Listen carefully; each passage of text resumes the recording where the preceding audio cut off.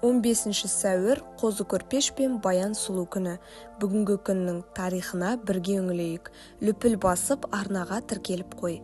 Бұл қазақ халқының ең көне махаббат жырының кейіпкерлері. Жыр нұсқалары 13-14 ғасырлардан бастау алады. Қозы Сарыбайдың ұлы, Баян Қарабайдың қызы. Екі дос ата балаларына сертпен құда түсіп атастырады. Бірақ Сарыбай сол күні қайтыс болды. Қарабай сертін бұзып қызын Бай Қодарға бергісі келеді. Алайда атастырылып қойған Қозы мен Баян жүздерін көрмесе де бір-біріне ғашық еді. Қодар қыздың махаббатына қарсы тұра алмай Қозыны өлтіреді. Баян шындықты білген соң Қодарды айламен өлтіріп, соңынан өзі де жан тәсілім етеді.